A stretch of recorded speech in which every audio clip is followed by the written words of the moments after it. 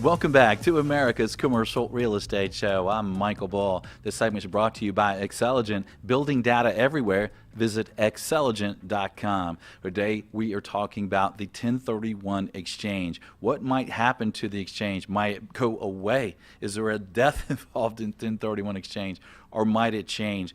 Well, we have an expert on Skype with us here, Professor David Ling with the University of Florida. He's Director, Master of Science with the Real Estate Department. David, thanks for joining us. You're welcome. Well, David, let's talk about it. I mean, the Treasury is looking at getting money where they can get it in this tax reform and changes. Are they really, when they're looking at the implications of their revenues from 1031, if they do away with it, are they looking at it correctly?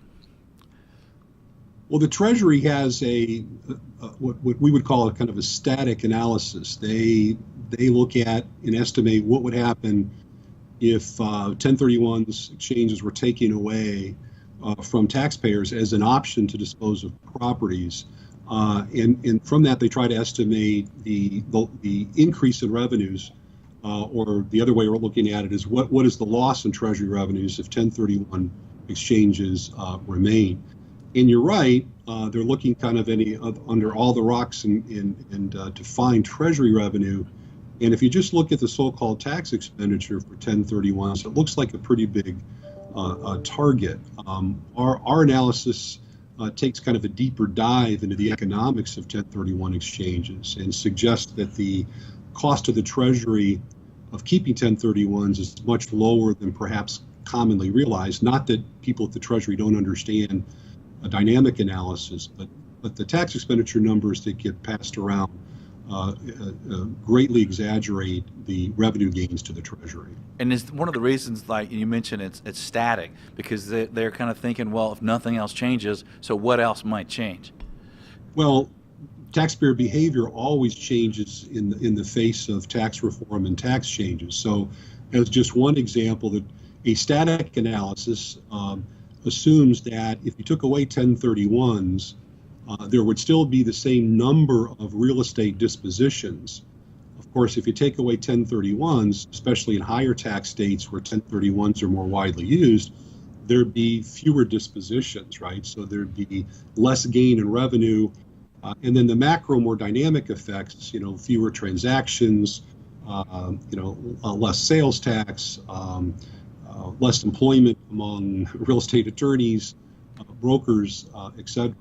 And so the Treasury, the tax expenditures, Treasury puts forward and explains them, but I think many people take that number and don't really understand that, again, that it's very, very, very static analysis. So they estimate, Treasury, I think, in 2017, that the 1031 tax expenditure cost the Treasury something like $60 to $90 billion, and that is not even close to what the Treasury would collect in terms of increased revenues if they eliminated the 1031 exchange. Right. Those are great points, because you've got the transfer tax, you've got the tangibles tax, you've got all the income tax on all the people involved in all these transactions. The attorneys, the title companies, the construction people, the brokers. It can't be static, because I think there'll be a lot less activity of people not selling properties. And then you had mentioned in a previous discussion with me that also there's a depreciation would change, right? So if somebody's not selling their property and they do an exchange, talk to us about that. That's a different situation there. Yeah, this is something that I think many people that are involved in these discussions don't fully understand. So, think about a property that maybe you've owned. It's an office building, you've owned it for 20 years. You've depreciated it for 20 years using 39-year straight line depreciation. And you bought that property for, say, $1 million. I'll use simple numbers. If you've not fully depreciated, but the basis in that property is very low. Well, if you sell, and let's assume that $1 million property is now worth $2 million. If you sell that property and buy a replacement property, your tax basis is that new $2 million, which means that you're depreciating, and you start the depreciation deductions over again, 39-year straight line on the portion of that $2 million that is real property. Okay, so you get what we call a stepped up basis, right? You buy a replacement property for $2 million. Let's assume that's what your current one is worth. Okay. If you exchange out of the current property that you purchased for, say, $1 million, exchange into a new replacement property that's $2 million, you take your old basis with you. So this is important to understand.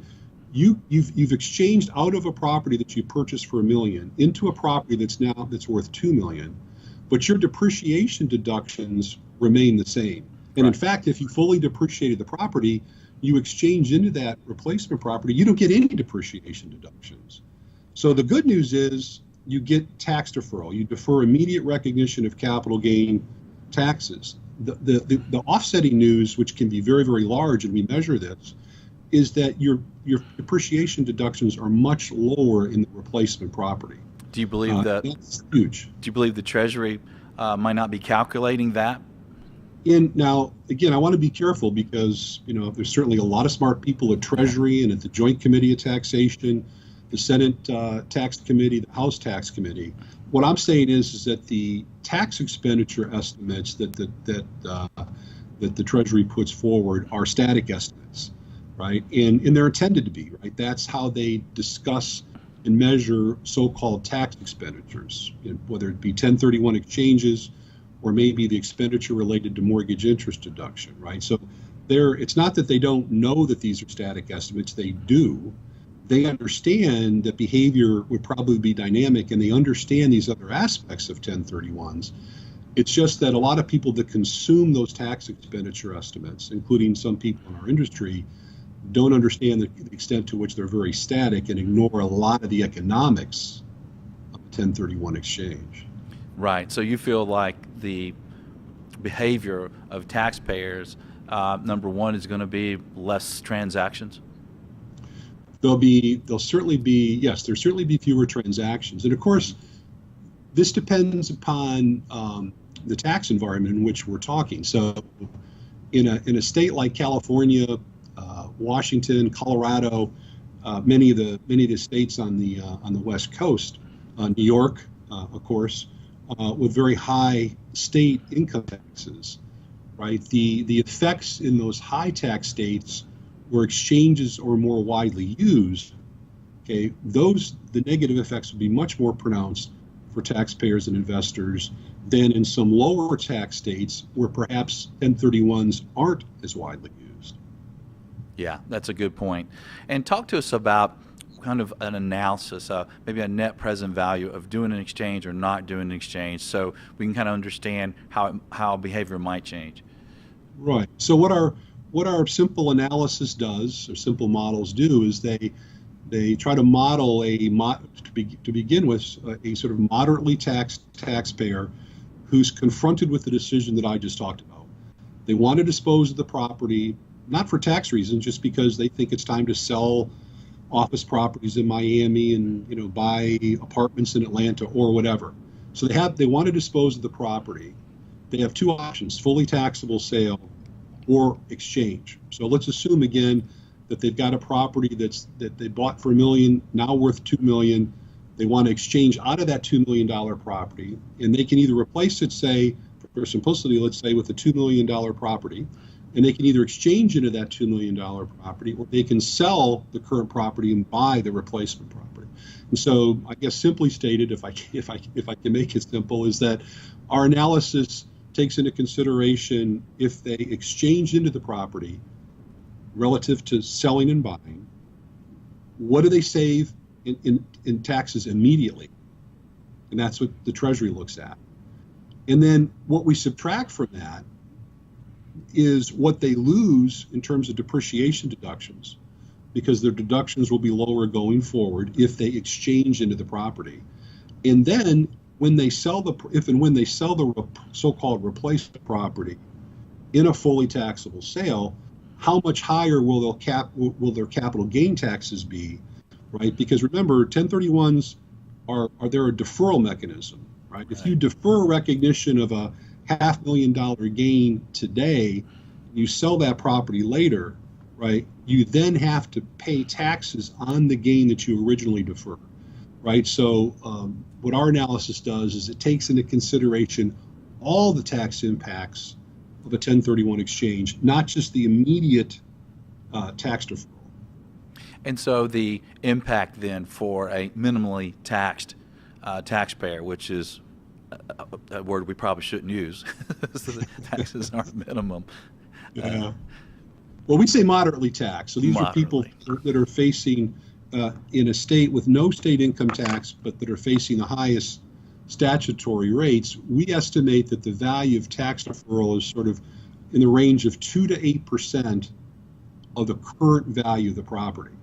2 to 8% of the current value of the property, which means that for that taxpayer, if 1031s were eliminated, that taxpayer, if the value is 8%, right, the value that they place on that property would have to fall 8% to make up for the lost tax benefits. Interesting.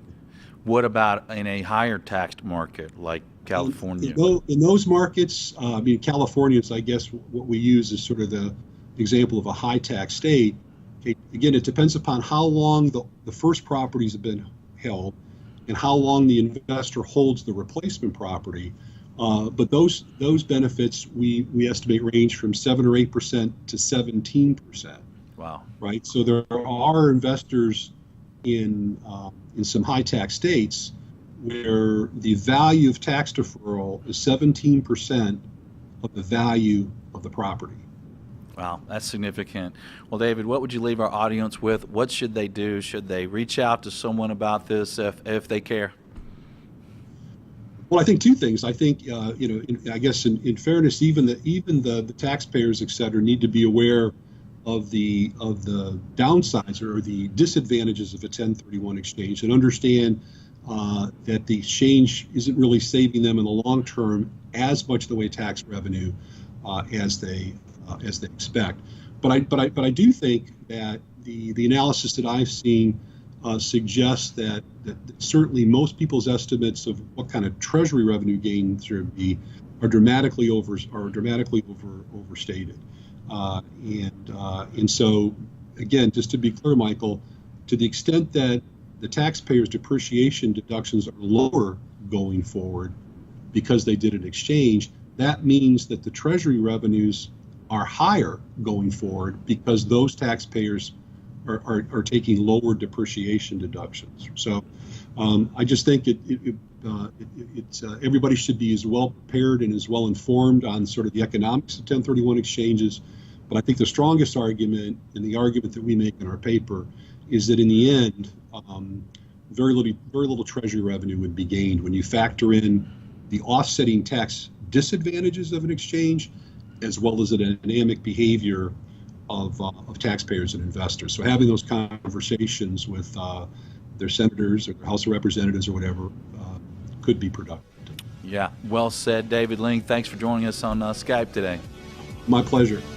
And thank you for joining us out there on the radio stations, iTunes, YouTube, show website, wherever you are reaching us. Stay tuned. We'll have more on the demise or the change of 1031 exchange. Stay with us. I'm Michael Bull. This is America's Commercial Real Estate Show.